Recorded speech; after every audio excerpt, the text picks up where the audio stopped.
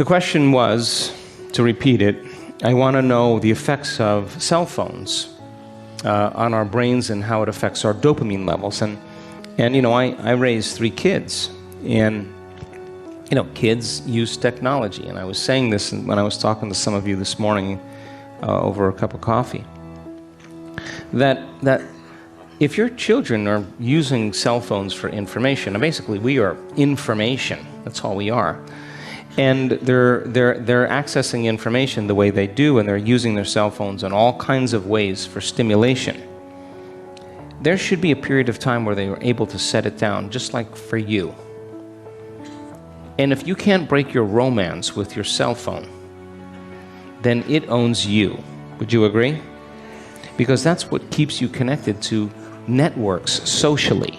That kind of social consciousness is maintained through networks, and it feeds us because we love tribe, we love culture, we love connection. But it's got to be done with discernment.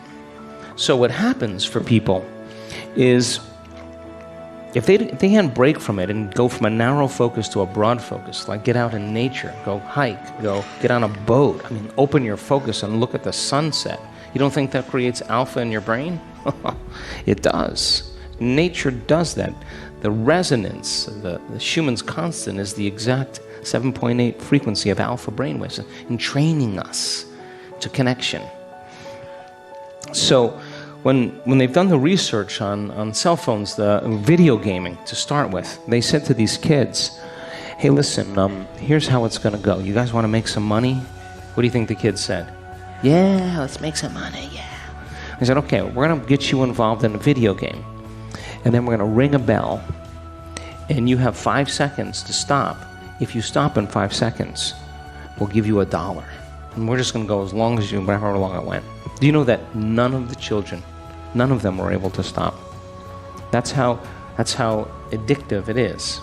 So the research shows then that when you begin to blow somebody up, or you shoot someone, or you get a text, you know, that's important text to you, there's a release of dopamine in your brain. The pleasure chemical, reward chemical is released. But if you're overdoing it, and you're playing a lot of video gaming, and you're blowing something up, or blowing someone up, or breaking through some level, or doing something, the reward systems are being activated in your brain, and you start releasing too much dopamine all at once. And that burst of dopamine into the brain is more than the receptor sites have to handle it. You understand what I'm saying? Come on. So then the over amount of dopamine is not being absorbed by those receptors. The receptors close down. It's too much. They become desensitized.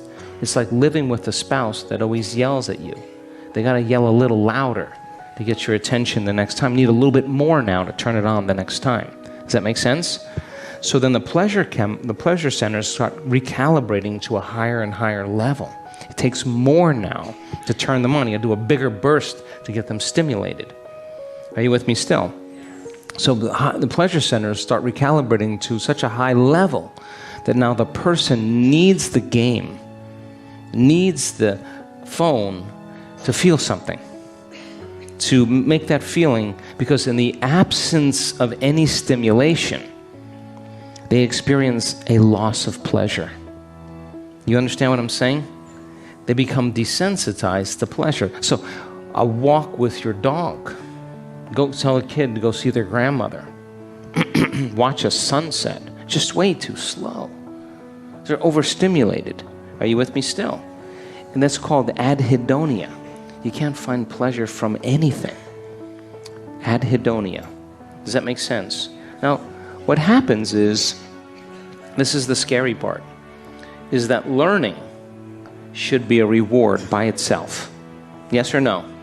But if you just blew up a nation, and you're going to school and your brain is shut down, it can't get stimulated by information, there's only one way you're going to stimulate it, and that's you got to arouse it. How do you arouse it? Get in trouble. Act out. Do something dumb.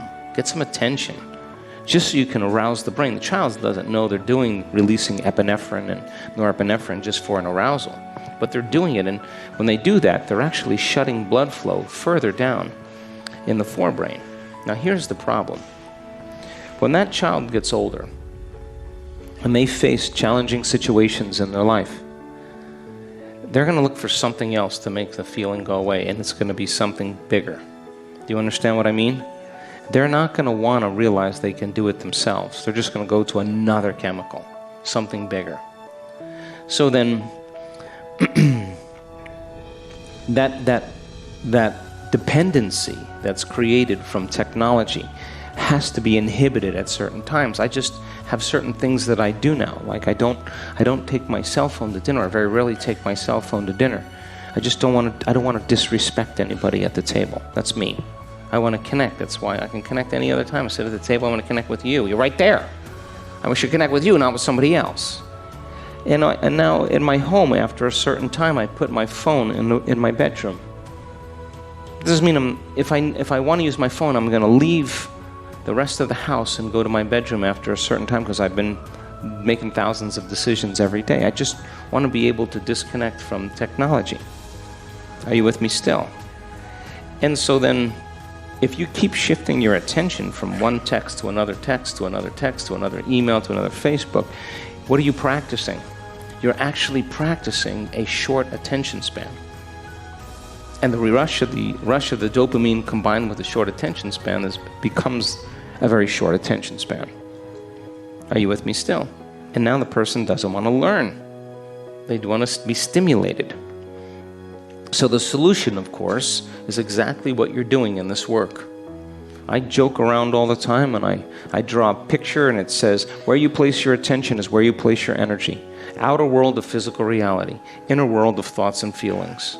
And then I draw a line where your attention goes every day. Your cell phone, your WhatsApp, your LinkedIn, your Instagram, your Facebook, your pictures that you put on Facebook, your email, your computer, your other email, your job, your coworkers, your boss, your enemies, your ex, your husband, your wife, your kids, all your face, your pain, your disease, your diet. That's where all people's attention is. Now, none of those things are bad, but there's a neurological network assigned to every one of them.